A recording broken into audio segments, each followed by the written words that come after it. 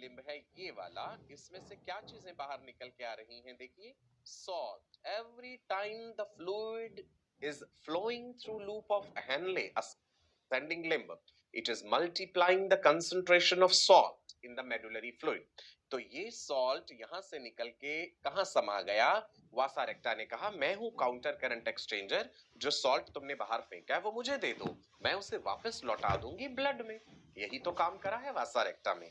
तो ये देखिए जी, जैसे जैसे सॉल्ट इसमें एंटर करता जा रहा है, इसकी जो कंसंट्रेशन है वो बढ़ती जा रही है। 300 मिलीऑस्मॉल्स था, 300 से बढ़ के 400, 600, 900, और जब ये इस यू शेप्ड बेंड में आ गया तो सबसे ज्यादा कंसंट्रेशन 1200। ठीक है जी। अब आप ये देखिए, ये क्या था? Descending limb of loop of Henle. Descending limb में पानी निकल जाता है, जैसे जैसे फ्लूइड आगे बढ़ रहा है, फ्लूइड का पानी निकल के बाहर आ रहा है। अब वासा रेक्टा के अंदर जो कंसंट्रेटेड फ्लूइड है, ब्लड है, वो जैसे जैसे ऊपर को बढ़ेगा आगे, सो जो पानी बाहर निकला है DLOH से, वो पानी इसके अंदर समा जाएगा।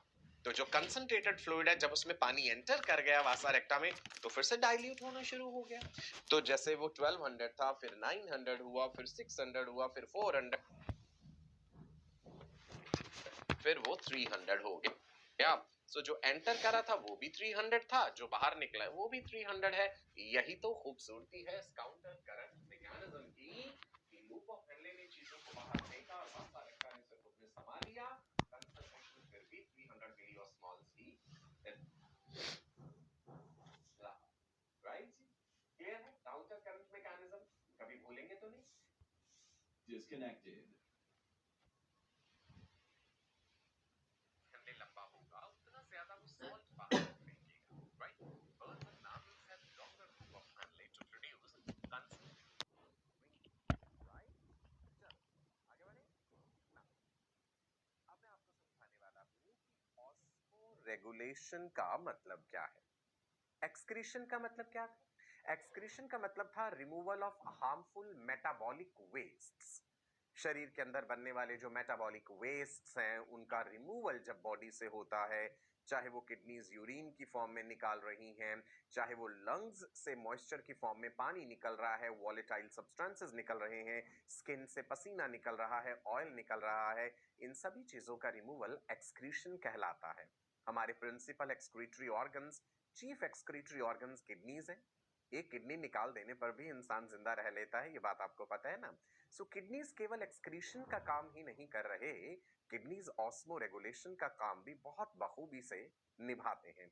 सो ऑस्मो रेगुलेशन को सादी भाषा में हम डिफाइन कर सकते हैं, it is maintenance of water and ionic content of the body. मैं लिख दूं बिल्कुल सिंपल डेफिनेशन, आप भी लिखेंगे? चलो लिखो, osmo regulation is maintenance, maintenance को मैंने शॉर्ट में लिखा है, राइट? मेंटेनेंस ऑफ वाटर यानी पानी and ionic content of body.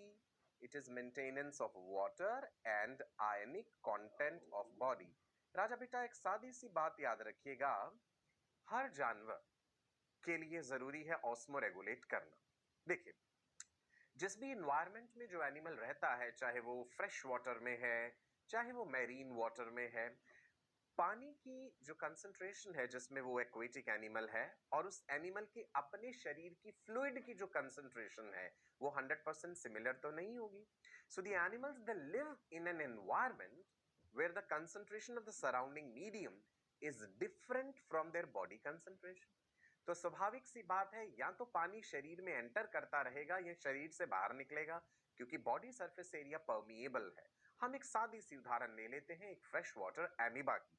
मान लीजिए ये है एक फ्रेश वाटर एमीबा, ये रहा एमीबा का न्यूक्लियस, जो सिंगल सेल्ड ऑर्गेनिज्म है एमीबा। सो एमीबा पानी में पाया जाता है, फ्रेश वाटर में। तो इसके साथ समस्या क्या है? बॉडी सरफेस यानी इसकी मेम्ब्रेन के थ्रू लगातार पानी शरीर में एंटर करता रहता है। अगर पानी लगातार एंटर करता रहेगा, एक सिचुएशन ऐसी आएगी that the animal will swell and it will burst. अच्छा, पानी एंटर क्यों करता है? क्योंकि इसके अपने प्रोटोप्लाज्म का जो कंसंट्रेशन है वो बाहर की एनवायरमेंट यानी पानी का जो कंसंट्रेशन है फ्रेश वाटर का, उससे डिफरेंट है। बाहर की तरफ पानी ज्यादा है, वाटर इज मोर आउटसाइड, सो पानी अपनी ज्यादा कंसंट्रेशन से अपनी कम कंसंट्रेशन की तरफ मूव करेगा. So water keeps on entering into the body. एक सिचुएशन ऐसी आ सकती है कि द एनिमल विल स्वेल, फूल जाएगा और फट जाएगा, बस्ट कर जाएगा, मर जाएगा, पर ऐसा नहीं होता. इस सिंगल सेल्ड ऑर्गेनिज्म को भी पता है कि मुझे अपना आयंस का और पानी का लेवल बना के रखना है यदि मैं जीवित रहना चाहता हूं. तो जितना फालतू पानी शरीर में आ रहा है उस फालतू पानी को बाहर निकालने का मैकेनिज्म होना चाहिए. वाटर जो एंटर करा उसे बाहर निकालो, राइट. वाटर के साथ साथ आयंस का भी लॉस, गेन, एक्सचेंज वो भी होगा. यही प्रक्रिया है ऑस्मो रेगुलेशन. तो एक सिंगल सेल्ड ऑर्गेनिज्म एमिबा की अगर हम बात करें, कॉन्ट्रैक्टाइल वैक्यूल पाई जाती हैं जिसके जरिए वो अपने आप को ऑस्मो रेगुलेट करते हैं, प्रोटोजोन्स. ऐसा ही पॉरीफेरन स्पॉन्जेस में भी है, निडेरियंस में भी होगा. अगर हम प्लेटीहेल्मिन्थस फाइलम की बात करें जिसमें फ्लेम सेल्स हमने पढ़े थे फ्लैटवर्म्स में, वहां पे flame cells excretion and osmo regulation का काम बखूबी निभाते हैं. एनालिड्स में नेफ्रीडिया ये काम कर लेते हैं, राइट. ह्यूमंस में ऑस्मो रेगुलेशन कौन कर रहा है? किडनीज. तो हमने जानना है कि किस प्रकार किडनीज पानी का और आयंस का लेवल भी बैलेंस करके रखती हैं. यूरिन बनाना तो उनका काम है ही, एक्सक्रीशन भी एंड ऑस्मो रेगुलेशन भी, राइट. चलो जी देखते हैं किस प्रकार से हमने डिफाइन करा है osmo regulation. It is the process by which an organism regulates the water and salt balance in the body to maintain homeostasis. Homeostasis is maintenance of constant internal environment. जानवर अपना इंटरनल एनवायरनमेंट कांस्टेंट बना के रखना चाहते हैं. Homeostasis शब्द की परिभाषा, डेफिनेशन बता रहा हूं. Maintenance of constant internal environment irrespective of the changes in external environment. तो बर्ड्स एंड मैमल्स अपने शरीर का तापमान भी तो कांस्टेंट बना के रखते हैं, दैट इज थर्मो रेगुलेशन. अभी हम जिक्र कर रहे हैं ऑस्मो रेगुलेशन का. सो पानी का और आयंस का लेवल बना के रखना ही ऑस्मो रेगुलेशन है. ये काम बहुत बखूबी निभाती हैं हमारी दोनों किडनीज, राइट जी. चलिए एक बेसिक सी बात है, हम सभी जानते हैं कि हमारे शरीर में बहुत ज्यादा पानी, 60% के करीब जो पानी पाया जाता है, वाटर जो है वो ब्लड में भी तो है ही है. ब्लड में प्लाज्मा है, प्लाज्मा में भी तो पानी है ना. 91 to 92% के करीब तो प्लाज्मा में पानी ही होता है. सो पानी सेल्स के अंदर भी है, सेल से बाहर भी है. हर सेल का इंट्रासेलुलर कंपोनेंट जो है वो वाटर तो है ही है. सो पानी का अगर ओवरऑल डिस्ट्रीब्यूशन हम अपने शरीर में देखें, हमारी ब्लड कैपिलरीज में जो ब्लड फ्लो कर रहा है वहां पे वाटर. इसके अलावा जो टिश्यू सेल्स है उनके अंदर भी पानी है और उनके बाहर भी पानी है. सो हर जगह ये पानी ही समाया, हम कहते हैं ना जल ही जीवन है. सो पानी एक बहुत ही इसेंशियल कंपोनेंट है हमारी कंप्लीट फिजियोलॉजी का, हमारी कंप्लीट बायोकेमिस्ट्री का. सो प्लाज्मा में भी देख लीजिए जी कितना सारा पानी है, और इंटरस्टिशियल फ्लूइड में भी पानी, एक्स्ट्रा सेलुलर फ्लूइड जो है पानी ही पानी है, right. ECF stands for extracellular fluid, okay, and ICF stands for intracellular fluid. तो शरीर में टोटल जो हम वाटर कंटेंट की बात कर रहे हैं वो है जी 60% एंड 40% जो है वो सॉलिड्स है. इस 60% का फर्दर ब्रेकअप यहाँ पे हमने ये लिखा हुआ है. इसका 2/3 मतलब 2/3 जो है वो इंट्रा सेलुलर फ्रैक्शन है, इंट्रासेलुलर फ्लूइड है, और 1/3 जो है वो एक्स्ट्रा सेलुलर है. ठीक है जी. एक्स्ट्रा सेलुलर में इंटरस्टिशियल फ्लूइड आ गया यानी सेल्स के बाहर वाला, और उसके अलावा ये प्लाज्मा आ गया, तो उसका डिस्ट्रीब्यूशन फर्दर 80% और 20% है. रफ आइडिया आपको दिया गया है शरीर में पानी कहां कहां समाया हुआ है. ठीक है, चल आगे बढ़ते हैं जी. Changes in body fluids. We lose body fluids when we sweat. हमें जब पसीना आता है, पसीने के जरिए शरीर से पानी बाहर निकलता है. पसीना कैसे आता है? बिकॉज मैमल्स में ग्लैंड्स पाए जाते हैं स्किन में, they are called sweat glands और sudorific glands. Sudorific glands, right, skin में प्रेजेंट है. These glands, they are producing what? They are producing sweat. पसीना जो है इसके जरिए पानी बाहर निकलता है. पानी में घुले हुए सॉल्ट्स भी होंगे, little bit of lactic acid, pyruvic acid, ये सब चीजें भी जो है स्वेट की कॉम्पोजिशन में है. कितना पसीना एक इंसान एक दिन में बना सकता है? It depends. Volume of sweat produced it can be from negligible to 14 litres per day. इतना ज्यादा पसीना बन सकता है, लेकिन इतना पानी अगर शरीर से लॉस होगा तो इंसान मर जाएगा अगर वो वाटर का इनटेक भी साथ में बैलेंस नहीं करेगा। सो वाटर इनटेक एंड जो शरीर से पानी बाहर निकलता है उसमें एक जो बैलेंस है वो बना रहना जरूरी है। इसके अलावा यूरिनेट जब हम करते हैं, यूरिन के थ्रू पानी बाहर निकल रहा है। 1 से 1.5 लीटर यूरिन जो है एक इंसान एक दिन में बनाता है, जिसमें मेजर कंपोनेंट 99% के करीब तो जो है वाटर है, और उसके अलावा जो है बाकी चीजें अदर सब्सटेंसेस है। यूरिन की कॉम्पोजिशन हम पढ़ेंगे। अच्छा, मैंने बताया था यूरिन का येलो कलर किस कारण से है। चलिए बताइए, मेरा सवाल है, the yellow colour of urine is because of a pigment जो मैंने आपको पिछले सेशन में बताई थी। Can you name that? Yellow color of the urine is because of urochrome pigment, right? Urochrome pigment के कारण येलो कलर होता है यूरिन का। इसके अलावा पानी शरीर से कब बाहर निकलता है? जब हम सांस लेते हैं, ब्रीदिंग के टाइम पे दोनों लंग्स मिल करके मॉइस्चर की फॉर्म में लगभग 400 ml के करीब पानी एक दिन में निकाल देते हैं। सो हम लिख दें कि 400 ml per day we are losing water when we are breathing out। पानी में मॉइस्चर भी तो होता है, ठीक है जी, समझे आप बात? सो बॉडी फ्लूइड जो है, पानी जो है कैसे कैसे शरीर से लॉस हो रहा है वो हमने देखा। सो अगर इसी तरह से पानी का लॉस होता रहा तो जो हम 60% की बात कर रहे हैं ना, फिर वो घट के देखो एक दिन में ही 40% के करीब हो जाएगा। तो ये तो बड़ी गड़बड़ हो जाएगी। पानी का इंटेक भी बैलेंस होना चाहिए, हमें उतना पानी पीना ही पड़ेगा, है ना? अच्छा, बहुत एक्सेस में पानी पीना भी ठीक नहीं होता। अक्सर आप सुनते हैं लोग कहते हैं भाई पानी ज्यादा से ज्यादा पीजिए। नहीं, दैट इज रॉन्ग। अगर आप एक्सेस वाटर लेंगे तो वो यूरिन की फॉर्म में शरीर बाहर निकालेगा, और यूरिन जो बाहर जा रहा है उसमें सिर्फ पानी तो नहीं होगा, वो अपने साथ सॉल्ट्स भी ले जाएगा। सोडियम लेवल डाउन हो जाता है, मेमोरी डिस्टर्ब होने लगेगी, नर्व फंक्शन डिस्टर्ब हो जाएगा, ठीक है? एक्सेस वाटर इनटेक भी बहुत नुकसानदायक साबित होता है। उतना ही पानी पिए जितनी आपकी शरीर को जरूरत है, राइट जी?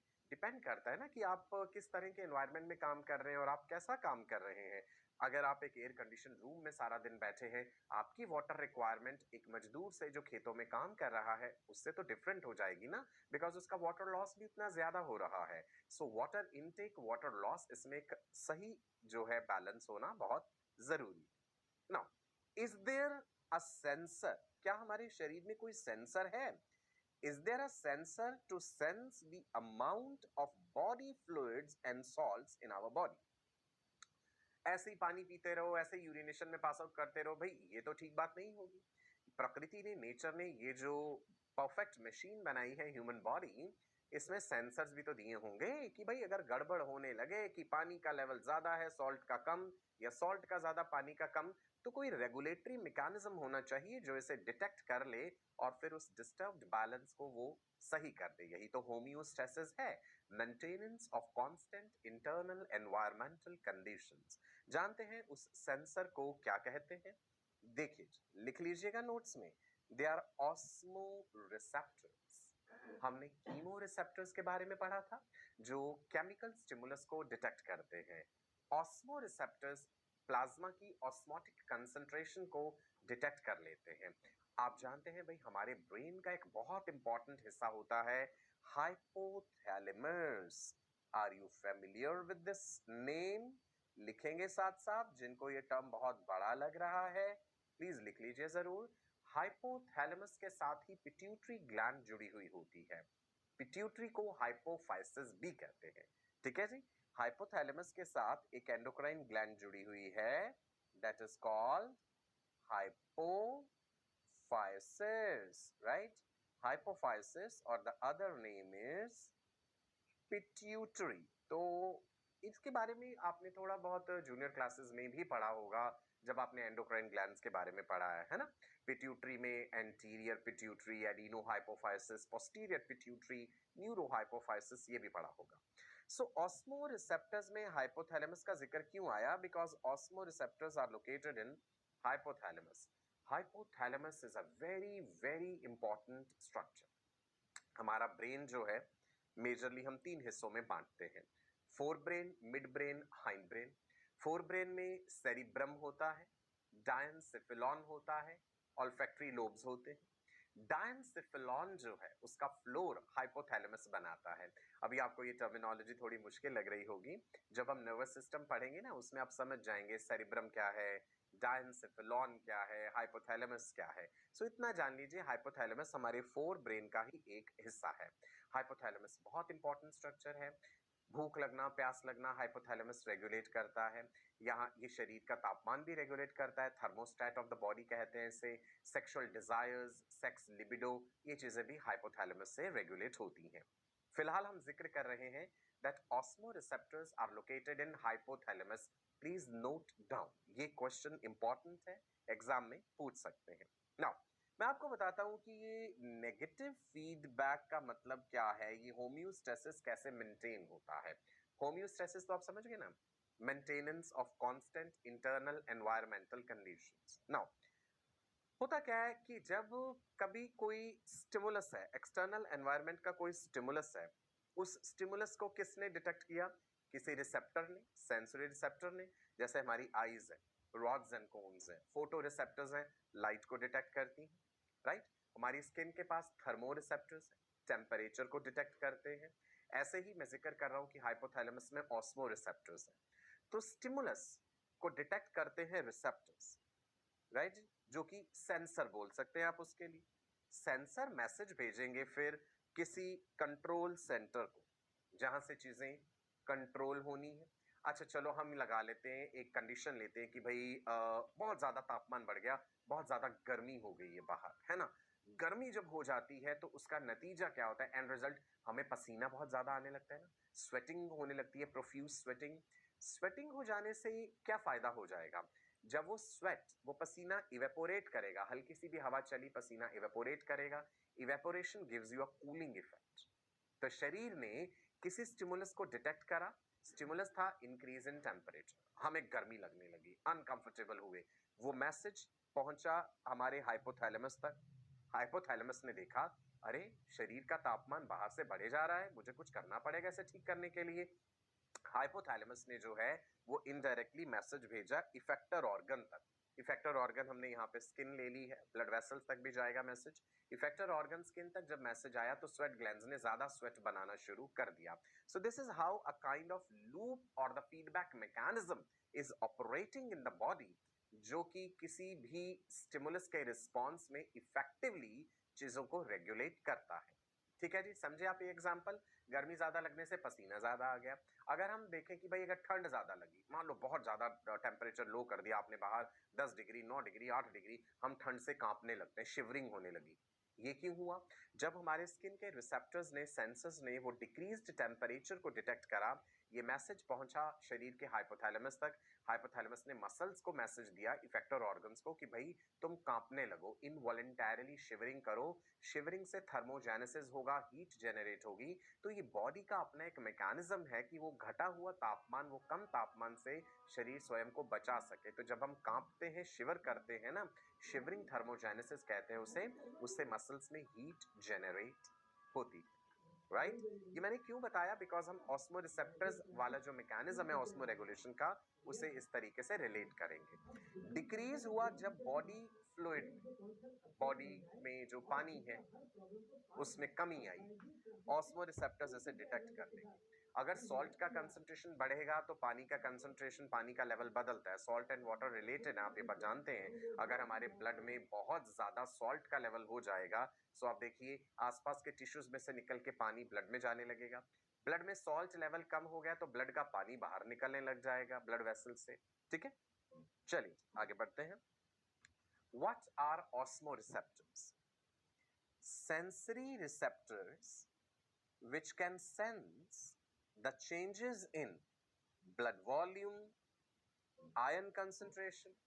ये वो सेंसरी रिसेप्टर्स है जो डिटेक्ट कर लेते हैं आयंस का लेवल एंड वाटर लेवल, सादी भाषा में याद रखिए, ठीक है जी। ऑस्मो रिसेप्टर्स कहां पे लोकेटेड है, ये हाइपोथैलेमस में लोकेटेड है। What happens when the body loses water? मान लीजिए बहुत ज्यादा गर्मी में है हम, बहुत ज्यादा पसीना आ रहा है, पानी का लॉस हो रहा है, सो होगा क्या फिर उससे, देखिए जी। When the body loses water, the blood volume is going to decrease. Obvious सी बात है, शरीर से ढेर सारा पानी निकल गया, ब्लड वॉल्यूम डिक्रीज हो गया। ब्लड का वॉल्यूम डिक्रीज हुआ है तो ऑब्वियसली ब्लड का प्रेशर भी चेंज हो जाएगा। वॉल्यूम एंड प्रेशर तो रिलेटेड है। ब्लड प्रेशर कम हो गया तो जो GFR है, ग्लोमेरुलर फिल्ट्रेशन रेट, याद है आपको? मान लीजिए ये है जी हमारा बोमेन्स कैप्सूल और ये है प्रॉक्सिमल कॉन्वोल्यूटेड टिब्यूल, PCT। यहां से अफरेंट आर्टेरियोल ब्लड लेके आया, कैपिलरीज का गुच्छा बना, इफरेंट आर्टेरियोल ब्लड को आगे ले गए।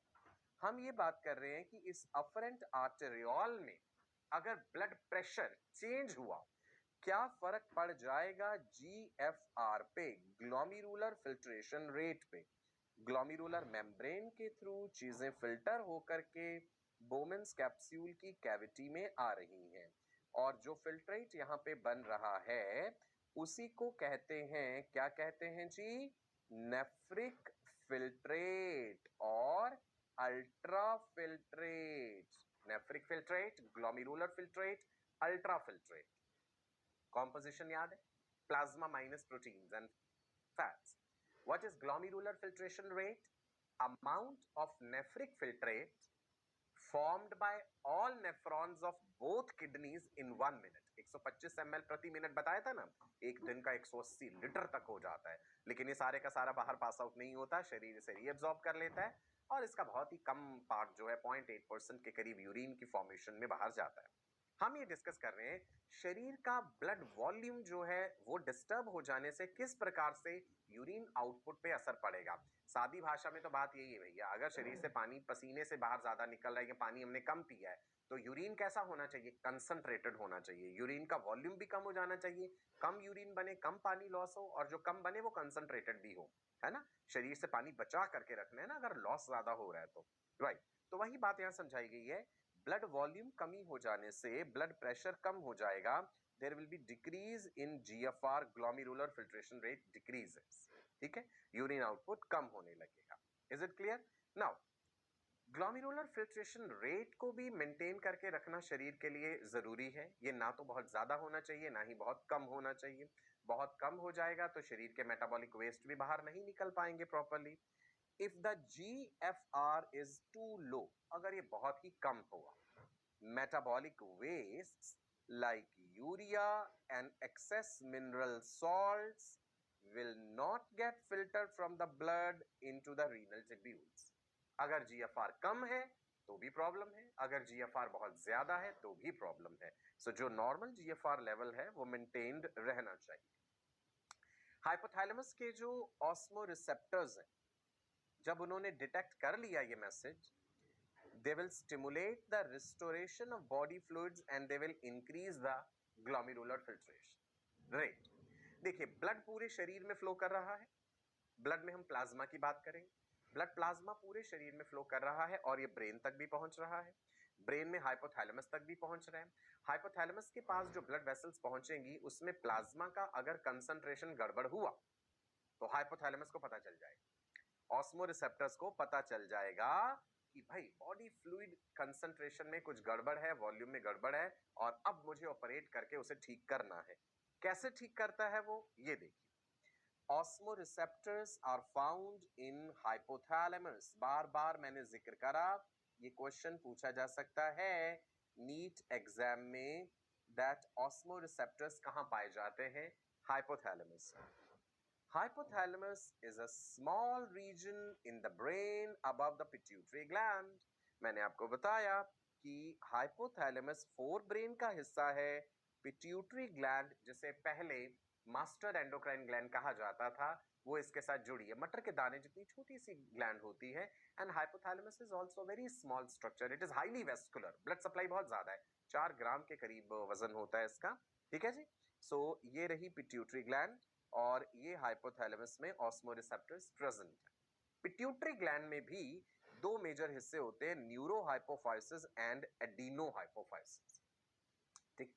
नाउ हाइपोथैलेमस और पिट्यूटरी का जिक्र हम कर क्यों रहे हैं यहाँ पे?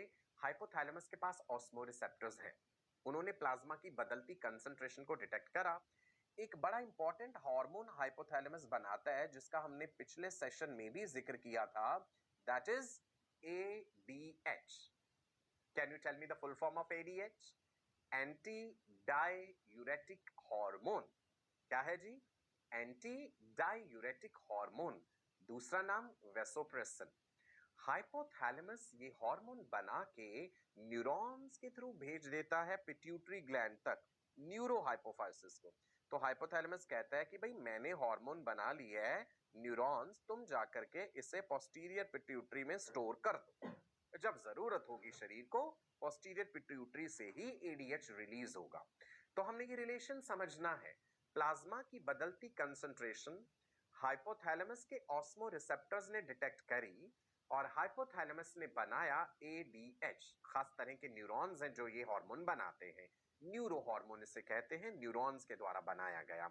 सो एडीएच क्या है? ADH is a neuro hormone and what is the full form? Anti diuretic hormone. ये डायूरेसिस नहीं होने देता। जब इसके नाम में एंटी डायूरेटिक आ रहा है ना, सो डायूरेसिस शब्द का मतलब है excessive volume of dilute urine. तो ये डाइल्यूट यूरिन एक्सेस वॉल्यूम में नहीं बनने देगा, ये एंटी है उस चीज के, इसीलिए हमने एंटी डायूरेटिक कहा है। जानते हैं इसके बारे में और आगे देखिए। ये जो ऑस्मो रिसेप्टर्स है ना राजा बेटा, they sense the high ionic concentration and lower water concentration.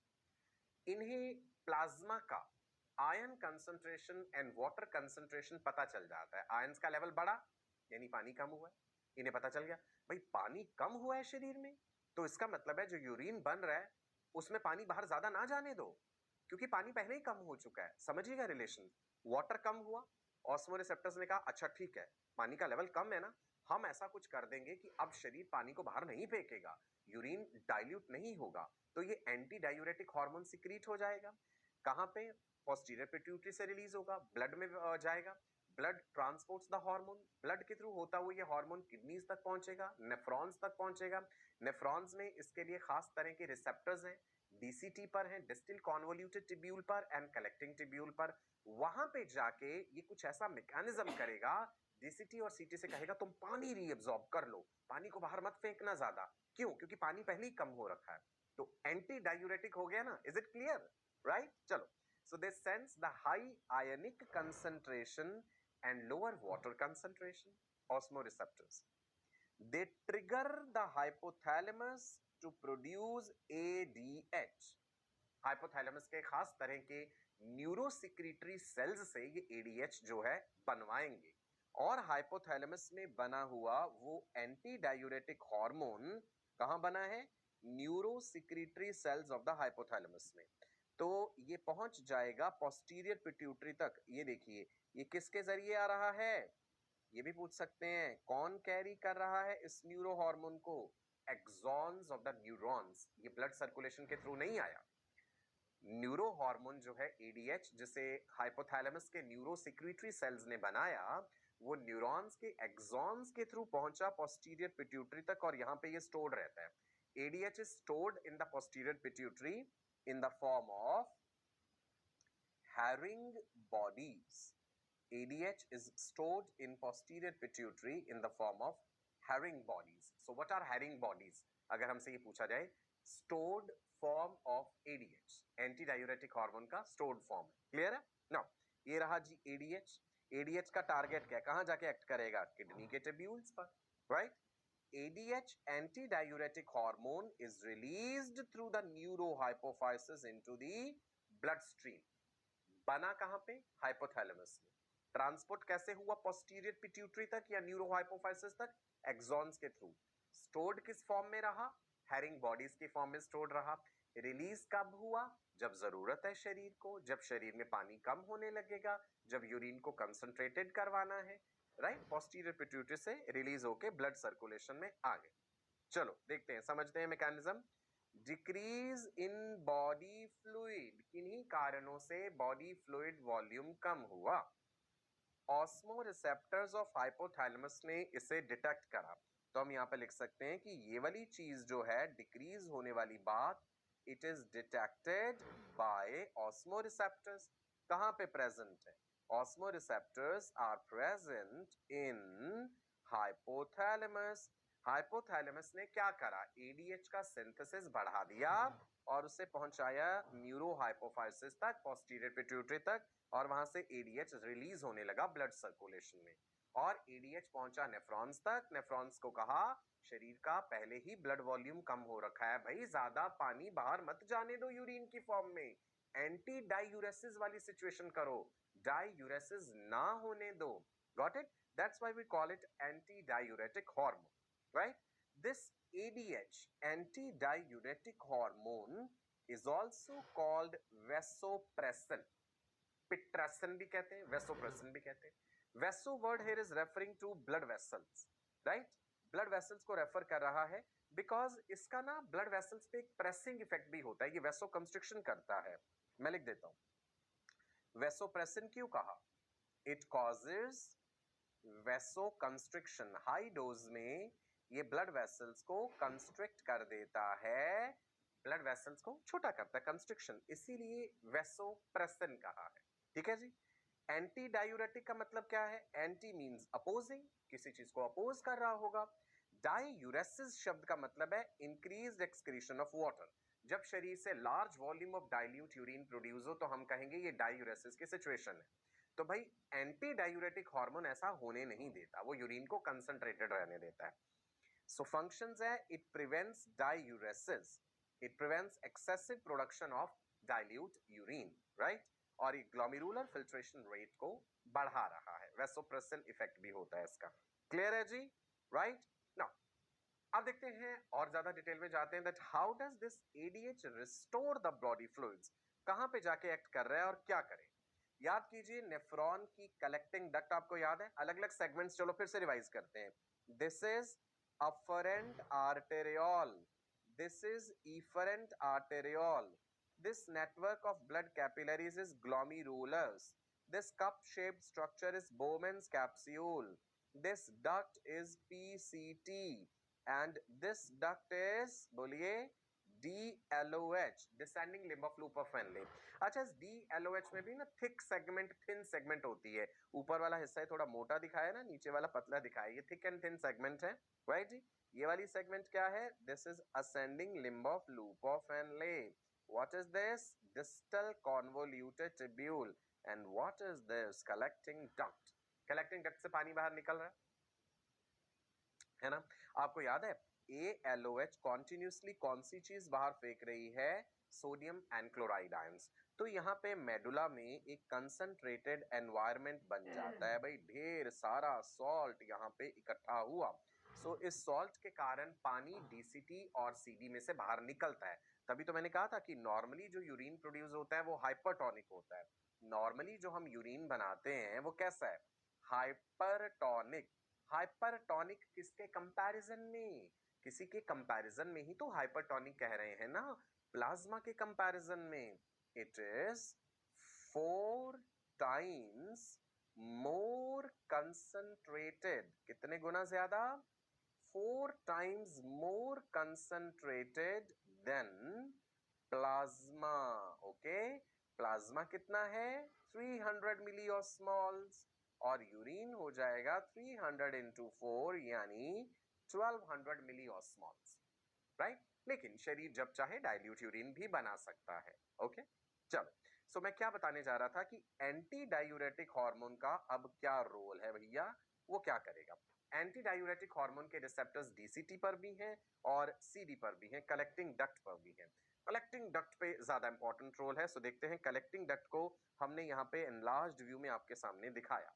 ये है कलेक्टिंग डक्ट का ल्यूमेन, राइट? कलेक्टिंग डक्ट का ल्यूमेन, और ये एक सेल दिखा दिया है हमने कलेक्टिंग डक्ट का। दूसरी तरफ आपको मेडुला का इंटरस्टिशियल फ्लूइड, और ये रही वासा रेक्टा। वासा रेक्टा होती है काउंटर करंट एक्सचेंजर। वासा रेक्टा कहेगी कि भैया मुझे जो देना है तुमने दे दो, जो सॉल्ट पानी बाहर निकल रहा है मैं उसे वापस ब्लड में लौटा दूंगी।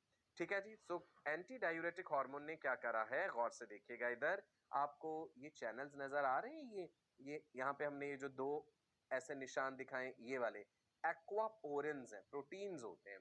एंटी डायूरेटिक हार्मोन इन एक्वापोरिन्स का, एक्वा पानी, पोरिन मतलब वो पोर्स जिनके थ्रू पानी पास कर सके।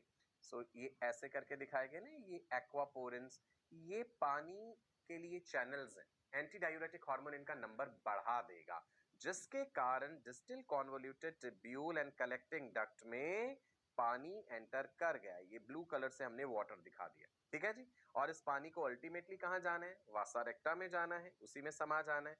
सो ये देखिए किस प्रकार से एंटी डायूरेटिक हार्मोन ने कलेक्टिंग डक्ट के ऊपर एक्ट करके एक्वापोरिन्स नाम के प्रोटीन्स को बढ़ा दिया ताकि पानी का एब्जॉर्प्शन हो सके, पानी शरीर से बाहर ना जाए। देखो 100% एब्जॉर्प्शन नहीं हो जाएगा, सारे का सारा पानी प्रोड्यूस होकर हम कोई सॉलिड यूरिन थोड़ी बना सकते हैं, ठीक है जी। सो काफी ज्यादा मात्रा में पानी एब्जॉर्ब हो जाएगा, जो कि वासा रेक्टा को, शरीर को लौटा दिया जाएगा ब्लड सर्कुलेशन के थ्रू, ठीक है।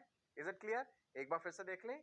Now decrease in the body fluid हुआ किन्हीं कारणों से, ऑस्मो रिसेप्टर्स ने डिटेक्ट करा जो कि हाइपोथैलेमस में प्रेजेंट है, न्यूरो हाइपोफाइसिस ने रिलीज करा है एंटी डायूरेटिक हार्मोन, जिसके कारण there is increase in water reabsorption. कैसे? कलेक्टिंग ट्यूब्यूल्स, कलेक्टिंग डक्ट के ऊपर जाके वो एक्ट करा, पानी का रीअब्जॉर्प्शन बढ़ा दिया और चीजें मेंटेन हो गई। We have both the mechanisms. हम कंसंट्रेटेड यूरिन भी बना सकते हैं और हम डाइल्यूट भी बना सकते हैं।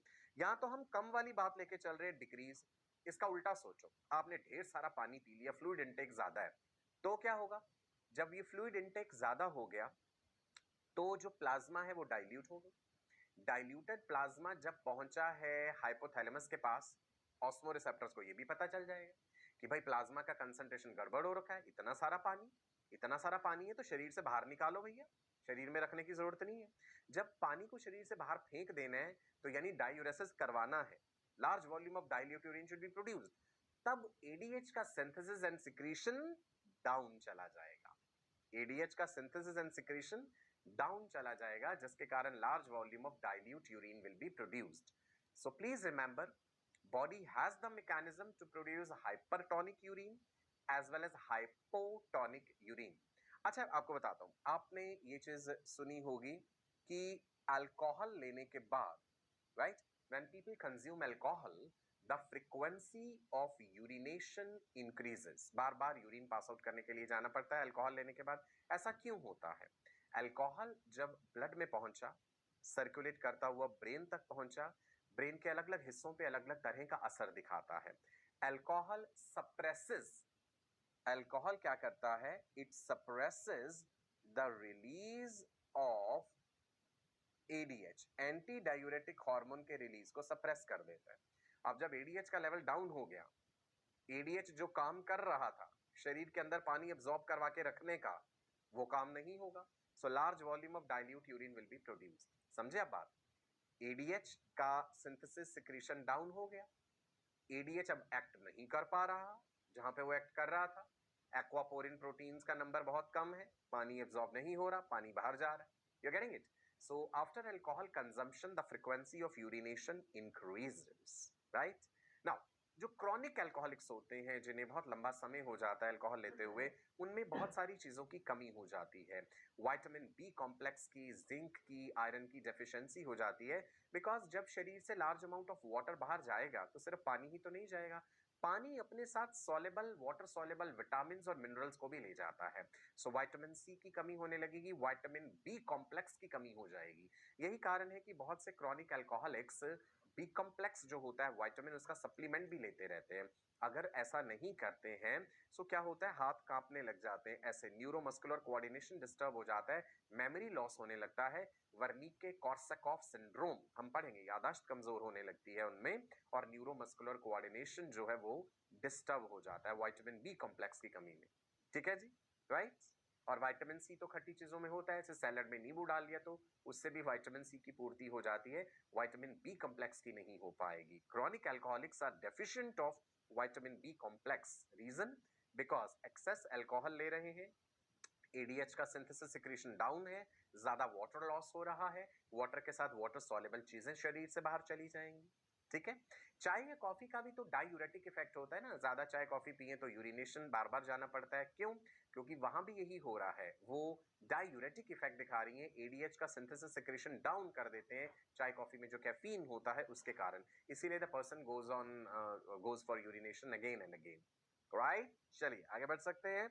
इंटरेस्टिंग बातें हैं ना, आज लग रहा है कि आप डॉक्टर बन रहे हैं। What happens when body has excess water? वही बात की भाई, अगर कम पानी था तो हमने देखा, अब exactly उसका उल्टा देख लेते हैं कि भाई अगर ज्यादा पानी है, increase in the body fluid हो गया, आपने पानी ज्यादा पी लिया। ऑस्मोरिसेप्टर्स ने ये बात भी पकड़ ली, ऑस्मोरिसेप्टर्स ने ये बात कहाँ पास ऑन कर दी? हाइपोथैलेमस को। और उसके बाद क्या हो जाएगा? हाइपोथैलेमस जो है वो एडीएच का सिंथेसिस सिक्रीशन जो है वो डाउन कर देगा, बहुत ही कम कर देगा। एडीएच प्रोडक्शन जो है वो सप्रेस हुआ, leading to water reabsorption in the collecting tubules, right? ये करेंगे। एडीएच का सिंथेसिस एंड सिक्रीशन जब डाउन हो जाता है तो ऑब्वियस सी बात है वाटर जो रीअब्जॉर्प्शन हो रहा था वो बहुत ही कम हो जाएगा and water will be passed out in the urine. Dilute mechanism हो गया, समझ गए ना? कंसंट्रेटिंग मैकेनिज्म भी है और डाइल्यूटिंग मैकेनिज्म भी होता है। So this ADH controls reabsorption of water in the collecting tubule, right? अगर low ADH है तो सिचुएशन क्या है, और अगर हाई ADH है तो सिचुएशन क्या है? दोनों बातें आपके सामने लिखी हुई है, ठीक है जी। नाउ एक और हार्मोन भी याद रखना जो सॉल्ट लेवल मेंटेन कर रहा है यहाँ पे, दैट इज एल्डोस्टेरॉन। मैंने पिछले सेशन में भी आपको बताया था aldosterone is salt retaining hormone, है ना? एल्डोस्टेरॉन कहाँ से रिलीज हो रहा है? एड्रीनल ग्लैंड से। एड्रीनल ग्लैंड कहाँ है? सुप्रारीनल भी कहते हैं उसे, किडनी के ऊपर पाई जाती है। एडरीनल, एडजेसेंट टू रीनल, है ना, इसीलिए कहते हैं। अच्छा, यूरिन के बारे में कुछ बातें यहाँ पे लिखी हैं, जानते हैं भाई। देखिए यूरिन के कलर को लेकर के आप देखिए क्या दिखाया गया है। नो कलर बोला गया है अगर बहुत ही एक्सेसिव फ्लूइड इनटेक है, पानी बहुत ज्यादा पिया है, so obviously excess water pass out हो रहा है। येलोइश कलर जो है आइडियल है, हल्का येलोइश कलर है, और कौन सी पिगमेंट के कारण है? That is urochrome. यूरिन का पीएच भी बताया था कितना है, पीएच इज 6। बाकी डिपेंड करता है कि डाइट क्या ली जा रही है, उसके हिसाब से पीएच वेरी कर जाता है। डार्क येलो है अगर यूरिन, इसका मतलब है पानी का इंटेक कम, ठीक है, यूरिन डार्क येलो है। ओके, एम्बर कलर जो है इनसफिशिएंट फ्लूइड है, तो उसका मतलब है कि पानी बहुत कम पी रहा है इंसान। एंड ऑरेंज कलर है, इसका मतलब है कि पानी इंटेक कम है, और हो सकता है कि कुछ ऐसी चीजें भी खाई जा रही हैं डाइट में जिसमें उस तरह का पिगमेंट प्रेजेंट है, जैसे बीट रूट चुकंदर आप खाएंगे तो यूरिन का कलर चेंज होगा। आपने कोई दवाई खाई है, मेडिसिन ले रहे हैं तो भी यूरिन का कलर चेंज हो जाएगा। यूरिन की जो पंजेंट स्मेल होती है ना, द पंजेंट ओडर जो है, that pungent smell of urine is because of conversion of urea into ammonia.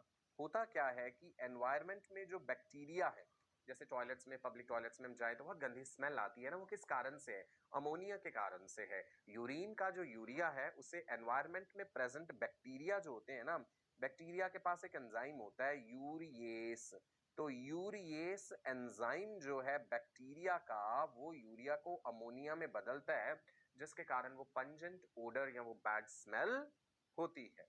Is it clear? Right? Urine के कुछ एबनॉर्मल कंपोनेंट्स भी हैं जो हम पढ़ेंगे आगे। नॉर्मली यूरिन में ग्लूकोज प्रेजेंट नहीं है, डायबिटीज के केस में यूरिन में ग्लूकोज हो सकता है, ग्लाइकोस यूरिया। कीटोन बॉडीज का लेवल ज्यादा है तो कीटोन यूरिया। प्रोटीन्स अगर बहुत ज्यादा है, प्रोटीन यूरिया या एल्बुमिन यूरिया।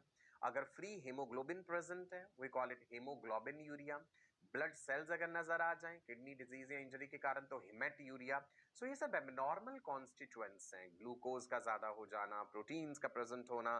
तभी जब हम कभी बीमार होते हैं तो डॉक्टर्स यूरिन टेस्ट भी करवाते हैं ना, यूरिन रूटीन एंड माइक्रोस्कोपिक बोल देते हैं। वो इसलिए कि हमें पता चल पाए कि यूरिन की कंपोजिशन अगर एबनॉर्मल है सो क्या डिजीज या डिसऑर्डर हो सकता है। ठीक है जी, राइट? नाउ ADH जो है it also increases the glomerular filtration rate. Now देखिए जी, when the body is losing water, see what is happening, decrease in body fluid, body का फ्लूइड लेवल वॉल्यूम डाउन हुआ, blood pressure decreases, GFR effect हुआ, osmo receptors को सारी कहानी पता चली और हाइपोथैलेमस ने कहा कि भाई पोस्टीरियर पिट्यूटरी तुम ज्यादा ADH जो है रिलीज करो, राइट? और ADH जो है कंस्ट्रिक्शन ऑफ ब्लड वेसल्स, मैंने कहा था ना ADH का दूसरा नाम वेसोप्रेसिन, ठीक है जी। और ब्लड प्रेशर फिर इंक्रीज हुआ जब ब्लड वेसल्स जो है वो कंस्ट्रिक्ट हो गई, तो GFR इंक्रीज हो गया, मतलब एक बैलेंस बन गया। सो किडनीज, ब्लड और साथ में हाइपोथैलेमस, ये एक तरह का फीडबैक मैकेनिज्म ऑपरेट कर रहा है ना, एक चीज कहां से डिटेक्ट हो रही है, मैसेज किसको जा रहा है, फिर रिस्पॉन्स कैसे हो रहा है. This is how your body is maintaining homeostasis, that is constant internal environmental conditions. Now, when there is a fall in GFR, जब glomerular filtration rate कम हुआ है, juxtaglomerular cells are triggered. ये JG cells क्या है? ठीक है जी, JG cells का full form लिखिए, juxtaglomerular cells. तो इस juxtaglomerular apparatus के बारे में हमने जानना है. ये हम अगले सेशन में डिटेल में जानेंगे. हम आपको हल्का सा आइडिया दे देते हैं अभी. juxtaglomerular मतलब ग्लोमेरुलस के juxta पोजीशन में उसके आसपास ही है ये सब. सो JGA हमने कहा है शॉर्ट में, juxtaglomerular apparatus. It is a sensitive region formed by cellular modifications. कहां पे? DCT का रोल है इसमें, afferent arteriole का रोल है. DCT is distal convoluted tubule. उसके सेल्स मॉडिफाई हो जाते हैं, मैकुला डेंसा सेल्स बना देते हैं. So what are macula densa cells? Modified cells of the late portion of DCT, जिसके का modified cells of the DCT जो कि कीमो रिसेप्टर्स है. They are functioning as what? They are functioning as chemoreceptors. ये detect कर लेते हैं sodium का लेवल डाउन होना. जब सोडियम का लेवल डाउन होगा तो इनको पता चल जाएगा. Sodium level and water level related है, ये हम समझेंगे. अफरेंट आर्टेरियोल जो है वहां पे जो स्मूथ मसल सेल्स है वो मॉडिफाई हो जाते हैं और वो जेजी सेल्स बनाते हैं, juxtaglomerular सेल्स, जो कि रेनिन रिलीज करते हैं. याद कीजिए, एक रेनिन हमने स्टमक में भी पढ़ा था, मिल्क प्रोटीन कैसीन की डाइजेशन के लिए. That was RENNIN, rennin. सो वो वाला रेनिन जो हमने स्टमक में पढ़ा है और किडनी वाला रेनिन, ये दोनों अलग हैं, कंफ्यूज मत होइएगा. ठीक है जी. अब मैं आपको अगले सेशन में समझाऊंगा ये रेनिन, एंजियोटेंसिन एंड एल्डोस्टेरोन का क्या रिलेशन है. राइट जी, रेनिन, एंजियोटेंसिन, एल्डोस्टेरोन सिस्टम. तो juxtaglomerular apparatus जो है वो हम अगले सेशन में कंटिन्यू करेंगे. कुछ बातें और रह गई हैं वो जानेंगे. डिजीजेस एंड डिसऑर्डर्स के बारे में जानेंगे जो कि किडनीज से रिलेटेड है. तब तक के लिए मैं आपका अपना डॉक्टर सचिन कपूर आपसे विदा लेता हूं. आपको नमस्कार कहता हूं, ढेरों गुड विशेस देता हूं. पढ़ते रहिए, खुश रहिए और विद्या बांटते रहिए. अपने मेंटर्स के कांस्टेंट टच में रहिए. कहीं कोई प्रॉब्लम होती है, कोई डाउट होते हैं, जरूर डिस्कस कीजिए. डेली प्रैक्टिस पेपर्स जरूर प्रैक्टिस कीजिए. There is no shortcut to success. जिंदगी में कुछ पाने के लिए बहुत कुछ खोना पड़ता है. राइट. नमस्कार, bye bye, God bless you all, wish you all a very bright future.